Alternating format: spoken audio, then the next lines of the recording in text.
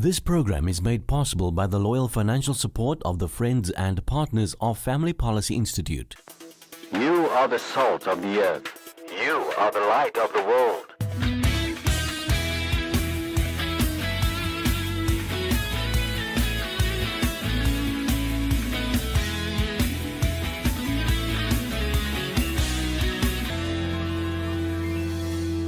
I'm speaking to Lisa Thompson, the Vice President of the National Center on Sexual Exploitation, based in Washington, D.C., and we're here at the End Sexual Exploitation Summit in Houston, Texas. Lisa, thank you for talking to us, firstly. My pleasure. Thank you for having me. And I was fascinated by your talk on the panel on prostitution and its links to trafficking. But in South Africa, as you know, there's a huge push to decriminalize the entire sex industry.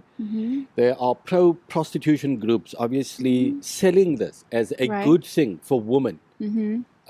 Incidentally, they never mention the children, and there are a lot of children in the sex industry. They don't mention that because they can't talk their way around it. But they're saying that if you decriminalize the entire sex industry, that includes legitimizing brothel owners, syndicates, pimps, that it helps to protect the dignity and the safety of women.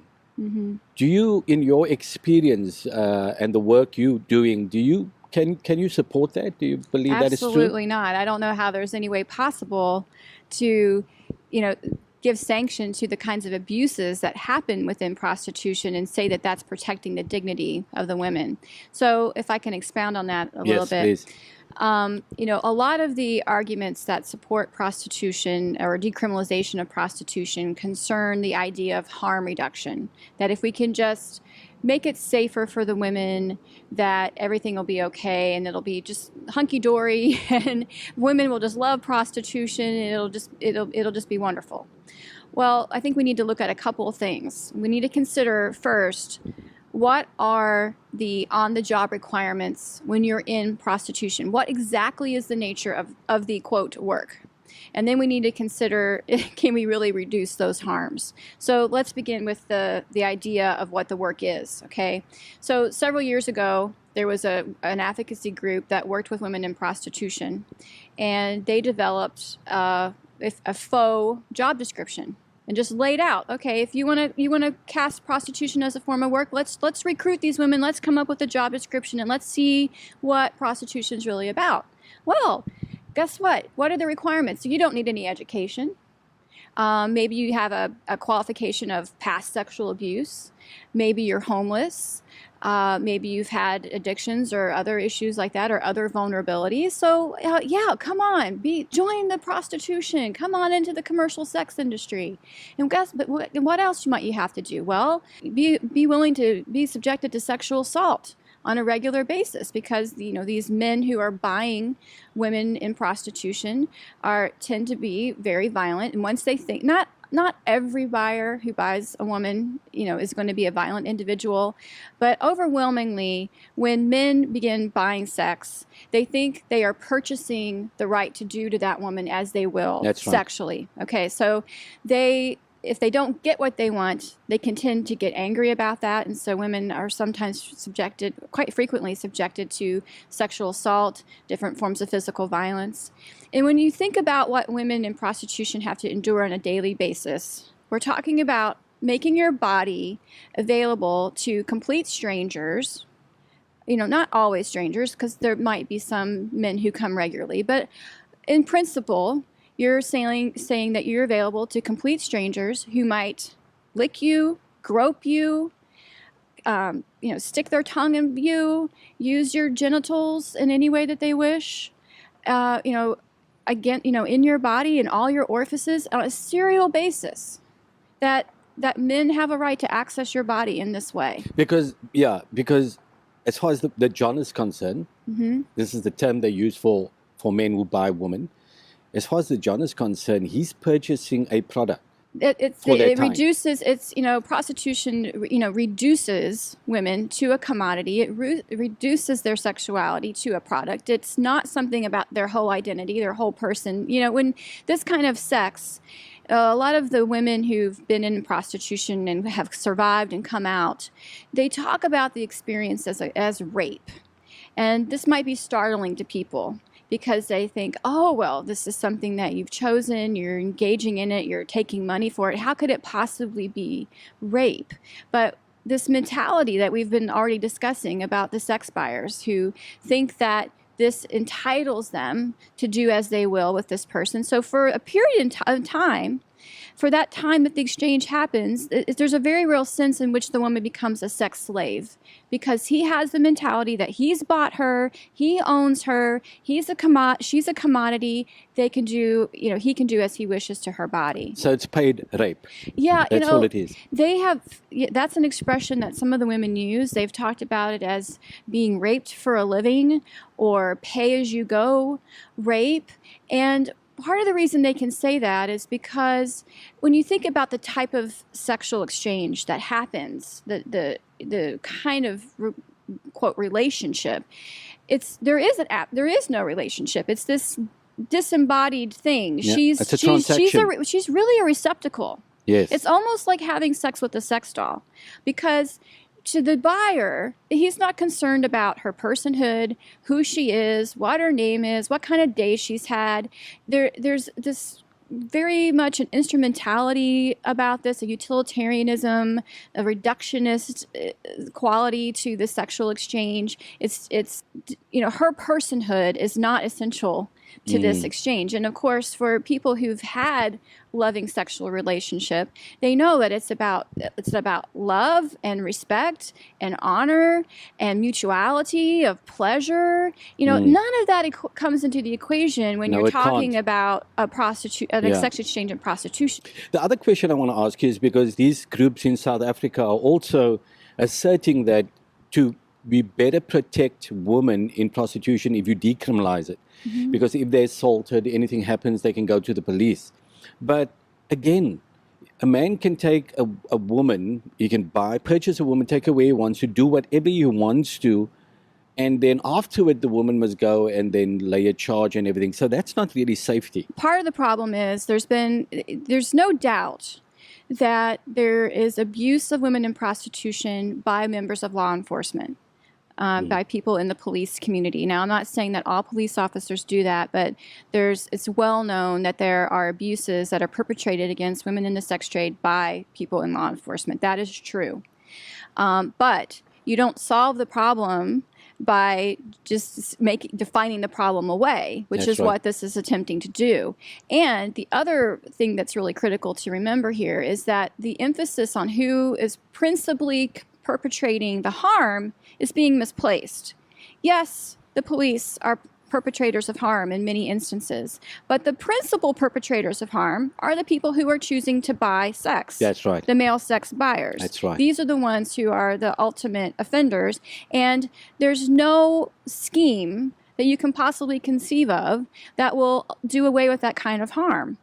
The harm that these men perpetrate against the women.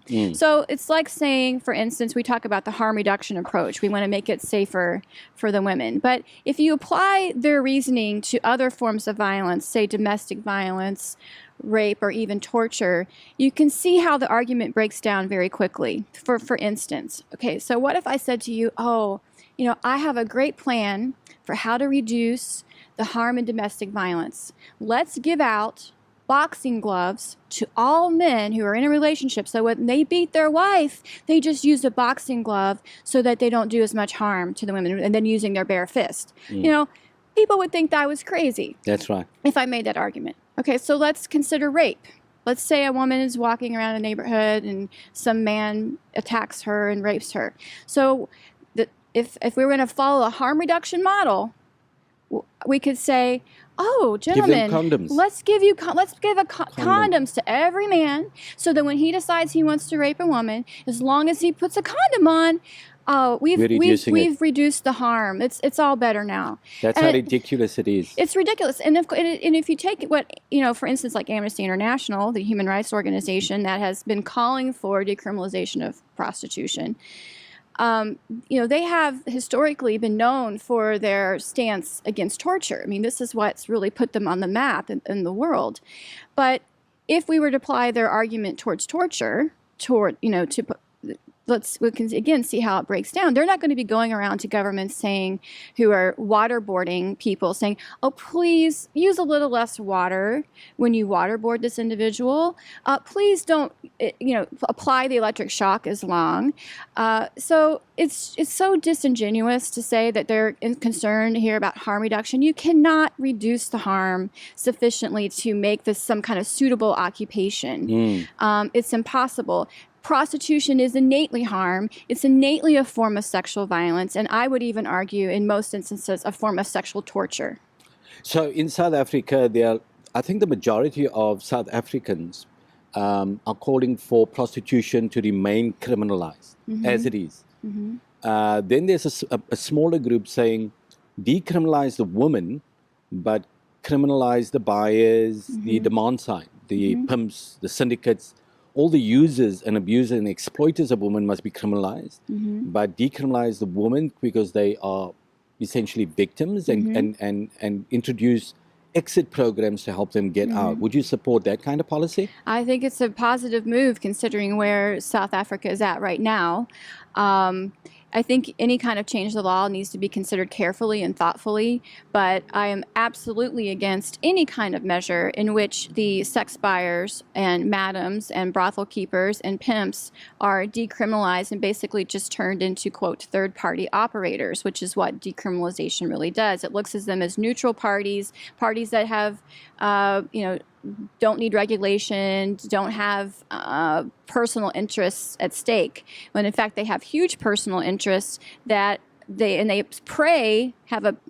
would say are very predatory towards vulnerable women and children and men and vulnerable boys, and exerting their power, their influence in order to profit and exploit individuals. So we need to remember that pimps and sex traffickers are functionally equivalent. Okay, so if you consider, if you consider what pimps do, they recruit, they harbor, they transport, they provision, they obtain, whatever, whether you're using the UN definition of trafficking. If you go through that, those are the very things that pimps do so that they can manipulate and put a person into a situation where they're sold commercially for sex. That's what sex traffickers do. That's right. So we need to quit using, pimping is a bit of a euphemism. The research we've seen, and I want to ask you, is it what you've seen as well in the work you do here in the United States, is that whenever you decriminalize or legalize prostitution anywhere, child prostitution increases. Well, of course. So what you have happening when you have situations either where you may have laws but they're not being enforced, or where you completely take off any kind of social sanction, or what I should say, social penalty for engaging in prostitution activities, you're allowing the demand to flourish, right? So you're going to have more and more individuals getting caught up in the commercial sex trade. And with the increase of demand that happens, you have this downward pressure in terms of the age. So you're letting the appetite for commercial sex grow. It's flourishing, and more appetites can lead men to seeking other types of things because they're going to wear out of interest in certain women. So they're going to be some, not all, but some of the sex buyers will begin looking for younger individuals to exploit in the sex trade. So it's a pretty well-known phenomenon that where you have legalized, regulated, well-established adult sex industries, that you have a correlated expansion in the sexual abuse of children in the sex trade as well. Now, we've looked at research, Germany, the Netherlands, parts of Australia. All of them made the argument when they decriminalized or legalized prostitution, they made the argument that they need to regulate, they need to contain the industry, they need to keep tabs on it and all of those things, keep out the traffickers and all. But when they decriminalized, a few years later, the industry actually expanded. It actually grew, and they never ever, not one of them managed to contain it. Is that what you're seeing as well in your research? Yeah, absolutely. And I think these so-called attempts at regulation it's a very disingenuous thing. I mean, if people, I could almost take these governments seriously if they decided that the way we're going to regulate prostitution is that any man who wants to buy sex from a woman has to get a permit. We have to have a background check on him. We have to know about, where he lives. We have to have a physical address. Health checks. He has to have a health check. He has to be on record with the government that he is a sex buyer. If we're serious discussion about regulating prostitution, that would solve a whole lot of our problems. But we know that nobody's interested in doing that.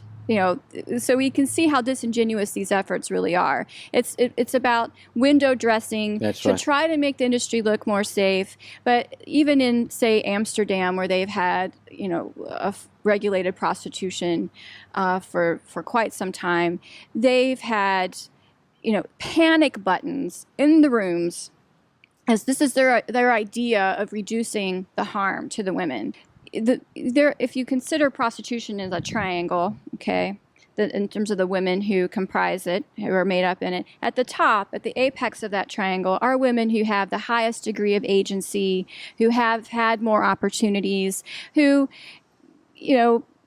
probably can manage to get out more easily. But as you move down to the bottom of that triangle, where the masses of women and children who are involved in prostitution activities are, these are the individuals who don't have those same kind of options. They don't have the kind of agency and opportunities and privilege that the people at the top have. So the way I like to think about prostitution is it's sort of like the Titanic, right? You could have been up on the top of the ship having a really lush life, or at least from outward appearances. I don't really want to, please don't misunderstand me and think that women in so-called high-class prostitution have it rosy, because they don't. But to outward perceptions. Okay, so you have the ones at the top, up on the top decks of the ship, where there's some level of luxury and the appearances of wealth. But then you go down the bottom of the ship, where it was pretty dingy and hot and crowds and masses of people. But at the end of the day, when the Titanic struck the iceberg, the whole ship went down. That's right. Okay, so that's what happens. No matter where you are in the triangle, women will eventually progress down, and they all are on board a sinking ship. But in terms of the connections with trafficking, Dorchen Leithold, who's with the Coalition Against Trafficking Women, has written. She said, women in prostitution, or individuals who are trafficked, they're not trafficked to bake brownies. They're trafficked for the purposes of prostitution. Okay, so to the degree that you have a large, well-established sex industry, you're going to have individuals who are going to meet the demand that is generated by that market. That's right. And there's never going to be a sufficient supply of women to meet that demand, because let's face it, do most women really wake up one day and decide, I think I'm going to fulfill my purpose in life by being in prostitution? No. Inherently, women recognize that this is a condition of exploitation and harm and degradation. It's not something that most women aspire to. That's right. Lisa, I want to thank you for this conference. It was incredible, the kind of information that we receive, especially as South Africans, on a whole host of issues. I love the theme, exposing the seamless connections between all forms of sexual exploitation. Because people don't think about it this way, that pornography, sexual abuse, the sexualization of children, prostitution, all of these things are connected. They all feed into each other. And conferences like this bring in all these wonderful experts to help us understand how huge this thing is. And most of all, that it is a winnable war, that we can end this. That's why it's called the Coalition to End Sexual Exploitation. We believe that as well. So that's why we in South Africa form the Coalition to End Sexual Exploitation South Africa. And we're going to be working closely with you guys at the National Center on Sexual Exploitation in Washington. We're very happy about. Yeah. And we know we can work, we can perhaps help you, you help us. But we're all committed to ending sexual exploitation because it's possible. We just need to make a lot more people aware. So the work you're doing, it is critical. Yourself, Pat Truman, Dawn Hawkins, you're doing Thank you. excellent work. Thank you so We much. need what you're doing. It is so, so critical in the times we're living. And so, Thank you. Thank you. And thanks God for bless speaking you. to us. I'm speaking to Taina of the Coalition Against Trafficking Against Women here at the End Sexual Exploitation Summit in Houston, Texas, and such a great privilege speaking to you, Taina. Your presentation was remarkable. It was such great information there, talking about prostitution, decriminalization, links to sex trafficking, all of those issues. Now, in South Africa, currently, there's discussion about decriminalizing the sex industry.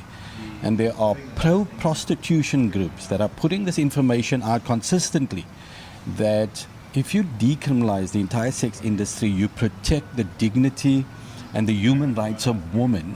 And with all your experience in the work you're doing on a global scale, is that possible? So thank you so much for having me, and we're well aware of what's happening in South Africa. I know that the Law Commission is about to issue a report for the government to consider which legal framework is going to govern issues of prostitution, and we really hope that the government of South Africa is not going to decriminalize the sex trade wholesale, because we know who are the people who are being exploited, and we know who are the exploiters.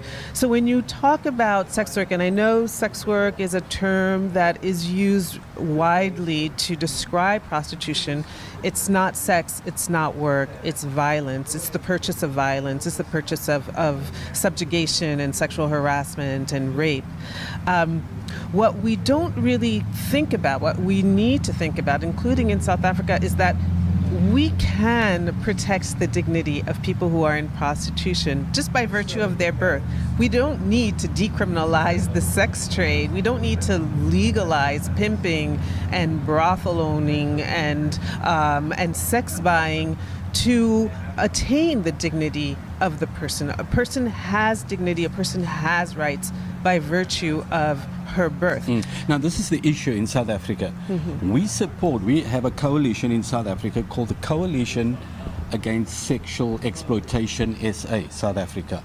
And we also want women protected. We want children protected, and we're suggesting exit programs to get women and children out of the sex trade because it's so abusive.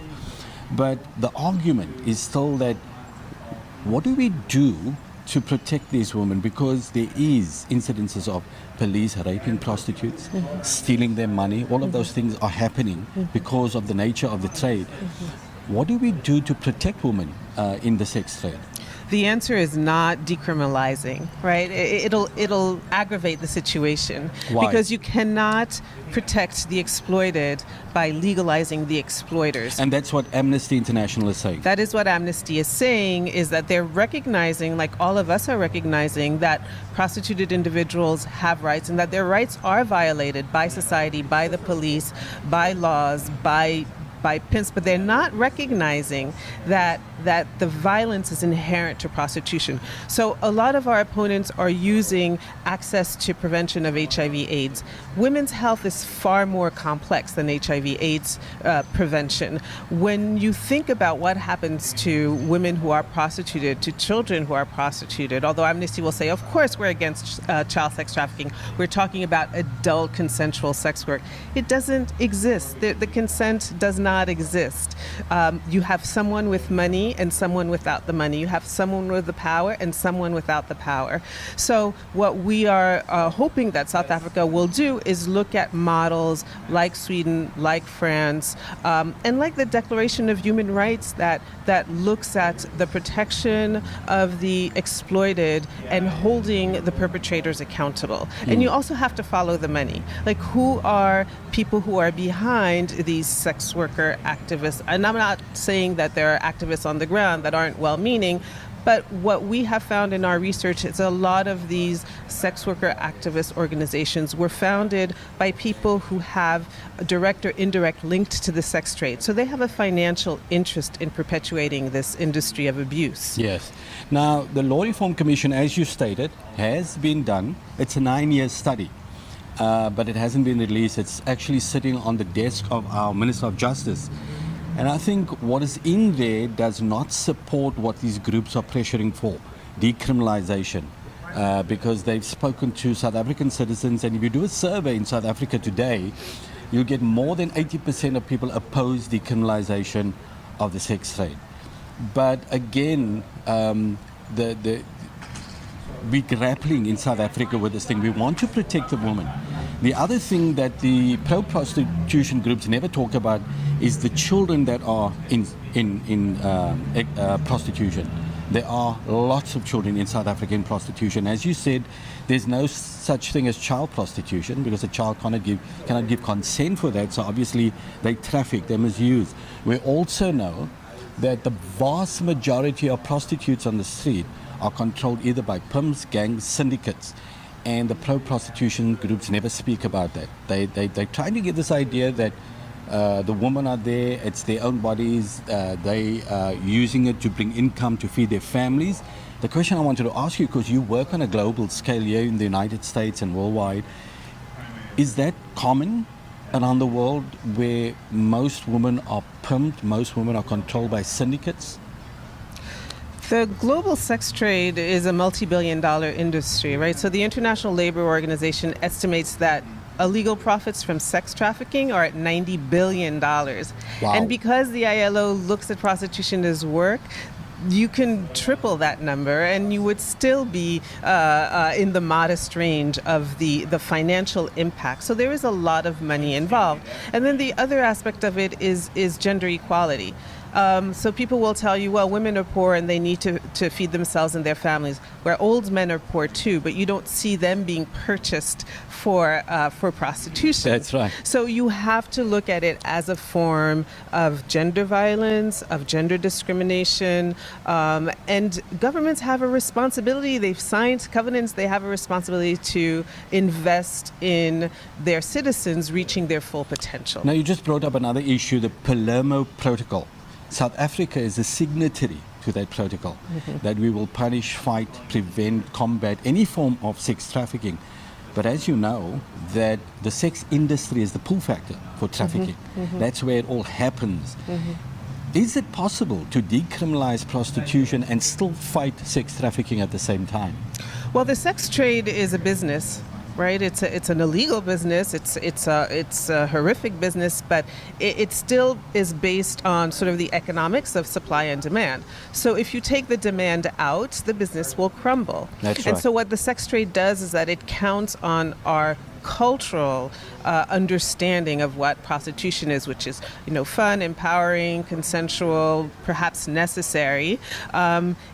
And instead of that, what we need to do is look at why should we permit at any level for one human being to purchase another human being for sex and exploitation. Absolutely. And we can't. So we have to focus on demand. Yeah. Would you support the woman in prostitution being decriminalized and keeping the focus on the demand side, keeping that criminalized? Do you think that could work in South Africa?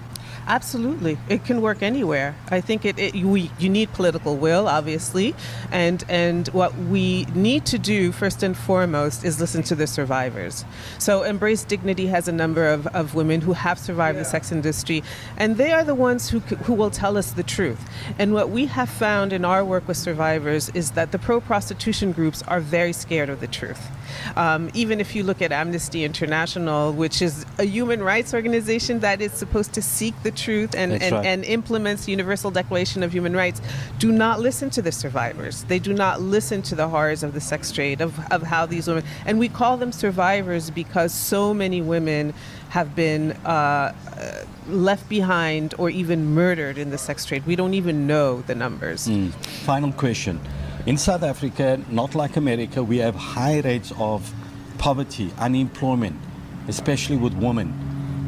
If you decriminalized or even partially decriminalize, wouldn't that just pull a lot more women because of the poverty and unemployment, expand the sex industry a lot more than what it is now? Well, poverty exists. It has always existed. I think poverty is just one of the root causes. You have to look at violence against women. You have to look at women and girls as being individuals that have secondary status in society. We are, as an international community and as a South African community, we have a responsibility to find creative ways to end misery, and this should not be an exception. Prostitution should not be an exception to that. I want to thank you for speaking to us. Thank you so much. Again, your presentation and the work you do is remarkable. Oh, thank you. So thank you. We encourage you in what you do. Thank you so much. Good luck to you. So, how many of you feel like you want to collapse into despair? Right, if we do that, then we do the work of the pornographers. You understand that? That when we believe there's no change or no hope, they've won. And not on my watch are they going to win. No way, no way. So, pull up the PowerPoint.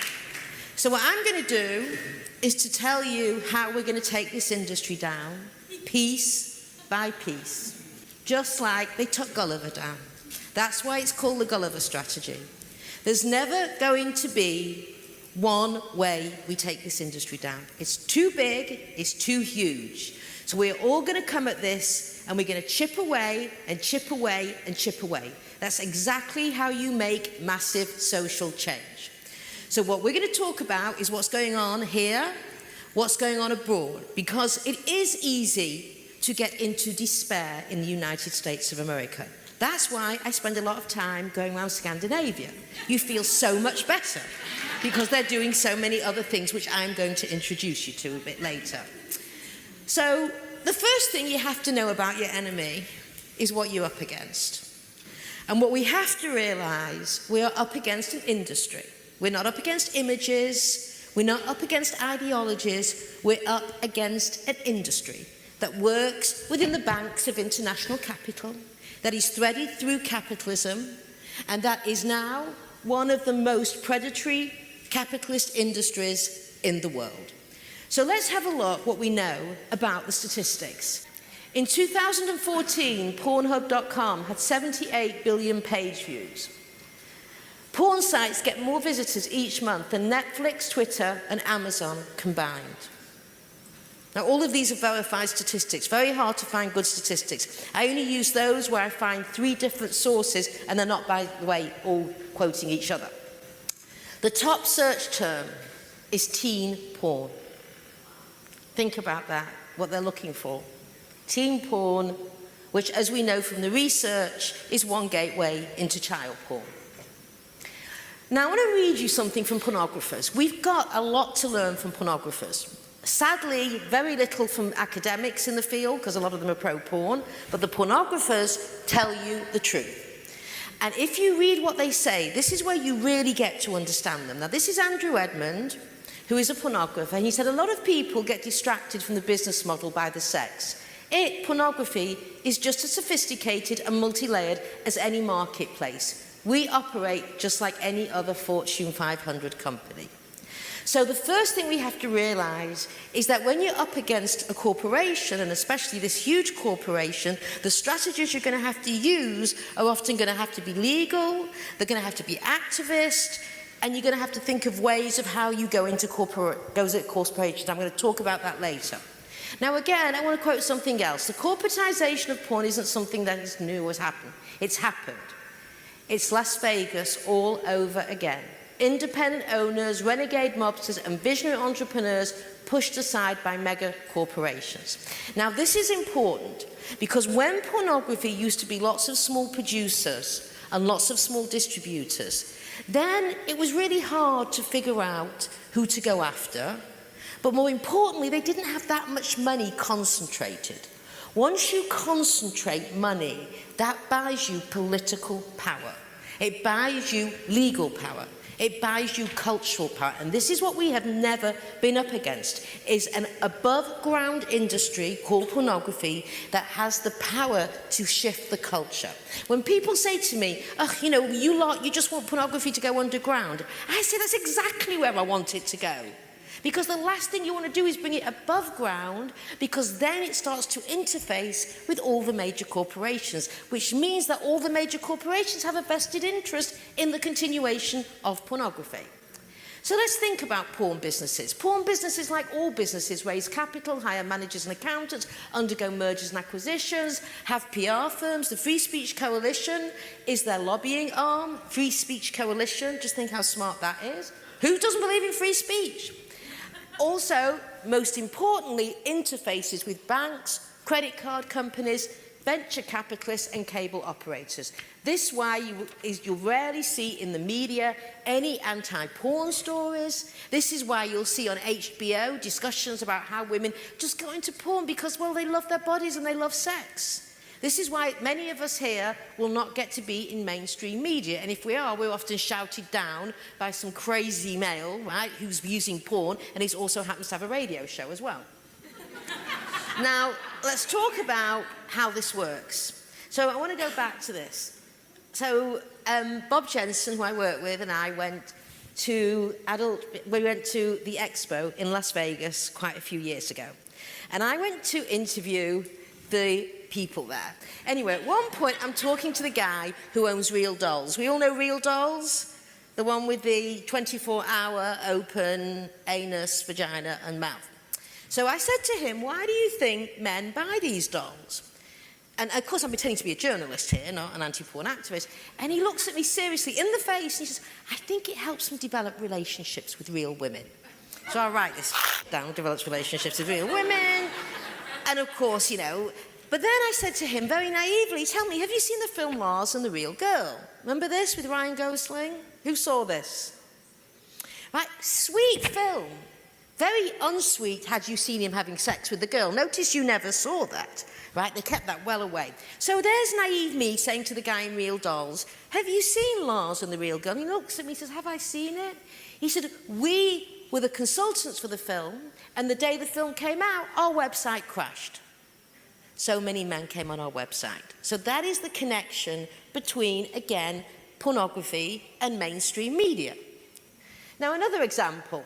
Kink.com. How many of you have heard of Kink.com? Right, you should all know about Kink.com. Because Kink.com is where the male college students go. It is the torture porn site where they waterboard women, where they electrocute them. I'm not going to go into it, but you can imagine it's beyond even the normal mainstream hardcore violent pornography. Kink.com, very popular with the younger generation. So there was hearings in California. Cal OSHA. You know, everyone's familiar with OSHA? Yeah? Where the hell OSHA has been, I don't know, because what goes on the porn set is outrageous. So there was hearings. And they asked the head of Kink.com, they said to him, why is it you always do the same thing in your films? You do a before when you interview the woman and you say, how do you feel about doing this? And she says, I love it. And then afterwards, after you've trashed her, which they do, they completely trash these women, there's nothing left of them by the time they're finished. And then she says, can barely speak. She says, I loved it and I'd like to do it again. So they asked the head of Kink.com, why do you do this? And he said, when I became the head of Kink.com, one of the first things I did is I went to Visa and MasterCard. And I asked them, what do I need to do for you to process Visa and MasterCard from Kink.com?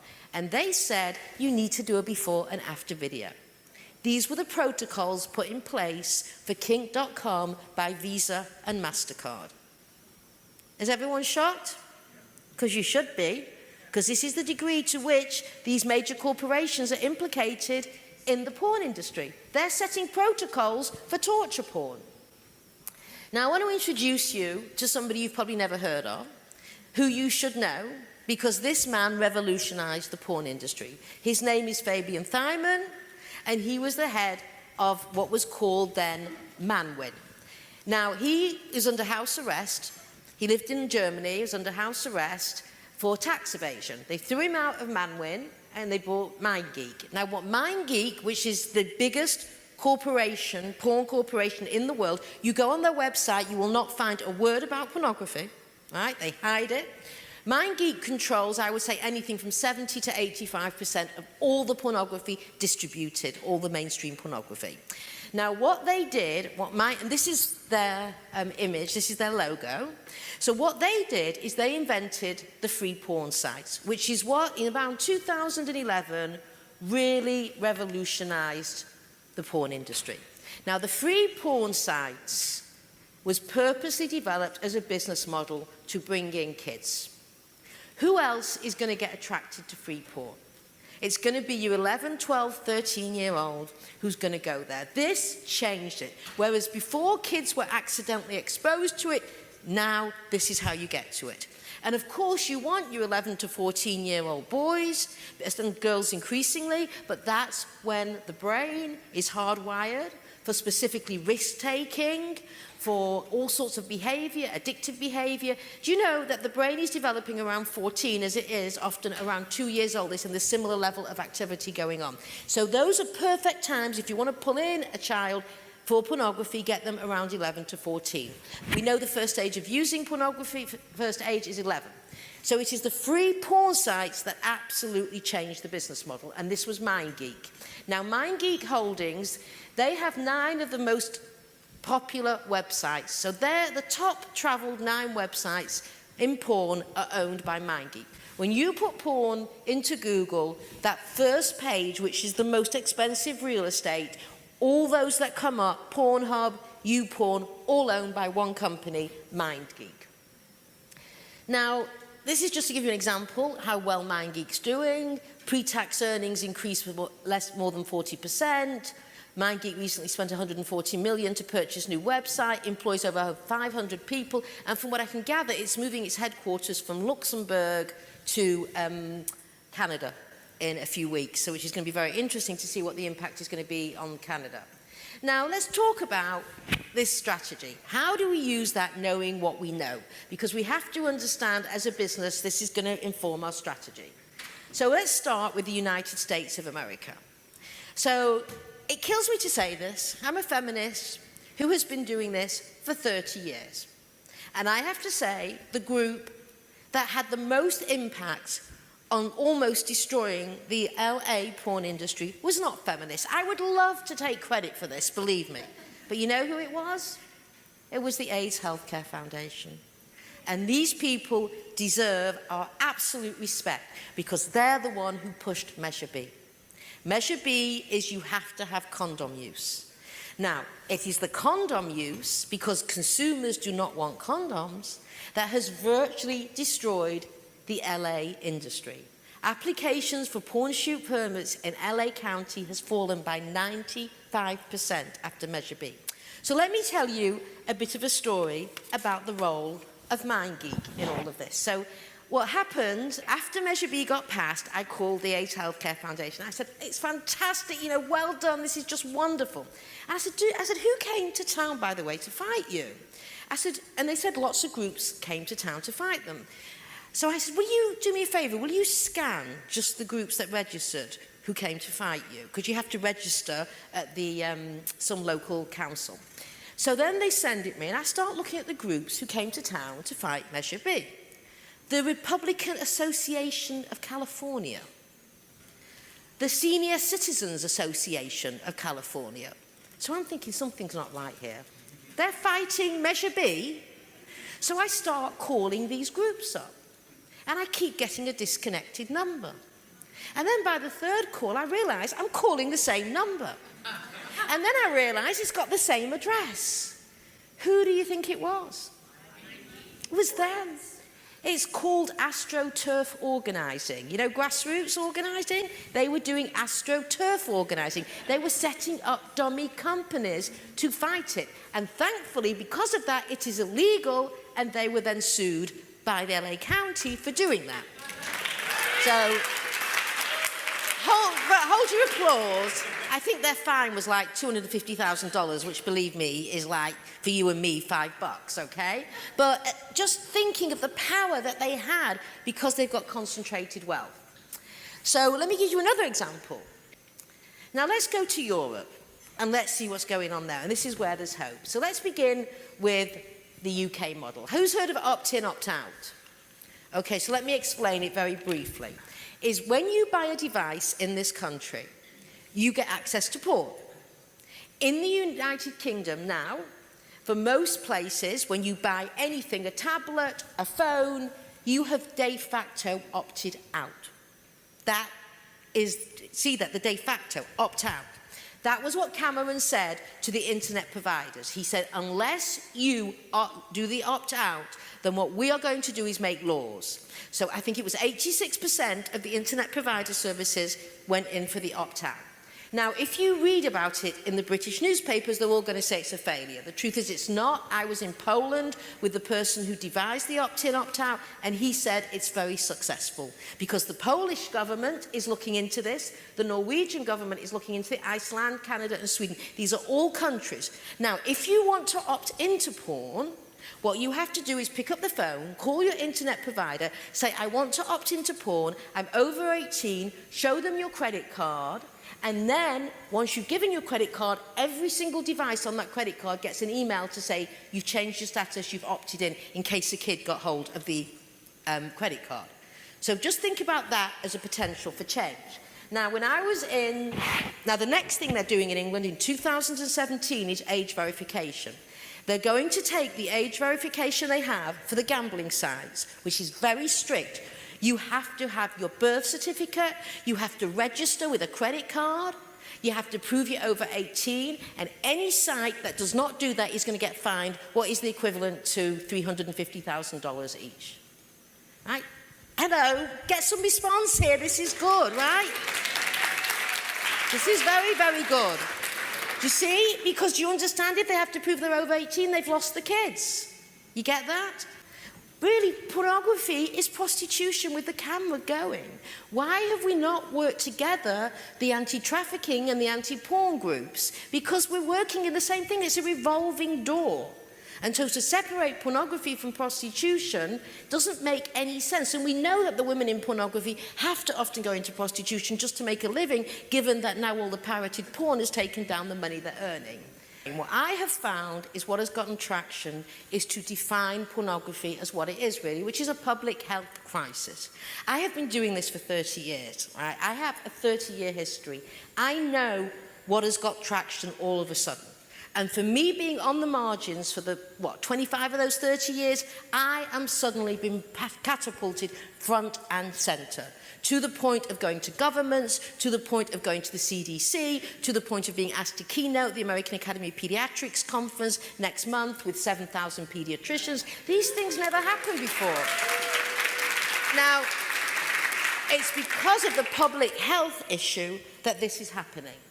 So what does public health do? It takes the silos, which we all work in, and it smashes them down. So instead of us all working in silos, we need to start bringing to the table all the stakeholders who are involved in the well-being of the next generation. And can anyone tell me who's not a stakeholder in that? Is there one person on this planet who is not a stakeholder in the well-being of the next generation? We need to bring together parents and healthcare. Now, what we're doing is we're creating two lots of programs online. One is for parents so that they can build resilience and resistance in their kids to porn culture. We're going to help parents know how to have the conversation. And we're also going to build knowledge in the parents about pornography. So we're going to give them really rich information that is accessible to non-academics, but the kind of information that they need. And then we are going to have best practices conversations. And it's going to be for early adolescence, middle adolescence, and late adolescence, because it all needs to be developmentally appropriate. The second program is going to be for quality healthcare providers, because we know that we need to give healthcare providers, pediatricians, nurses, therapists. They don't know anything about pornography. I am amazed at how many times I lecture to nurses, I lecture to therapists, to pediatricians, you name it, social workers, and they really don't know anything about pornography. Even if they're dealing with violence against women and children, they've never thought of pornography. So this is an astounding thing. Now, the other thing about public health that you have to realize is it creates a paradigm shift that sets the stage for changes in policy. You cannot enforce policy. What they did in England was very smart before they did opt-in, opt-out. They commissioned a mass report on children and pornography called Porn is Everywhere. They got it in the newspapers to show how children have access to porn everywhere. And once they had done that, you had then basically gotten ready for opt-in, opt-out. Public health opens up conversations. It's not just public health, it shifts paradigms. Now, How are we going to do this? This is one idea. So, it comes in handy being married to a business school professor who talks in terms of value chains. So those of you in business will know what a value chain is. It is what comes from the beginning to the end of any product. A value chain is the full range of activities, including the design, production, marketing, and distribution. This is the key. What do activists do? They figure out the market, the value chain, and then they go after the most vulnerable link. Now, what is the most vulnerable link in a value chain? Surprisingly, the most vulnerable link in a value chain is actually the dominant player. So who do we go after? Maggie. Right? No point going after the producers. You'll never find them. They've got no money, and they'll just go into hiding. I know exactly where MindGeek is. We can all Google their address right now. So what we need to think about in policy is this is the company that we need to go after. We have basically given up on our kids if we do not fight this. This is a dereliction on the part of adults to have handed our kids over to the porn industry. Mass dereliction. And so it is time, not just us, but everyone stands up. And we stand up in the name of our children.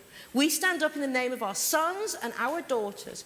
And we say that you are not going to steal them from us. After all that love, all that nourishment, all that care that we gave to those children, you are not going to come in and take my child from me and turn them into a porn user or a porn addict. And let me say something to end. Thank you. I want to end on one thing. This is going to take enormous courage. We are going to have to go into the depths of our souls. Now, it is in my body to fight. As you can see, I'm a born fighter. I know not everybody is a born fighter. I appreciate for many it is difficult. So what I say is find that place in your soul that is bold, that is courageous, that is fearless, and you use it for good, because we are up against an industry that, believe me, they will bring this culture down if we allow them. So I ask you, join us, all of us in this coalition, to be bold, to be courageous, and to take the porn industry down. Thank you.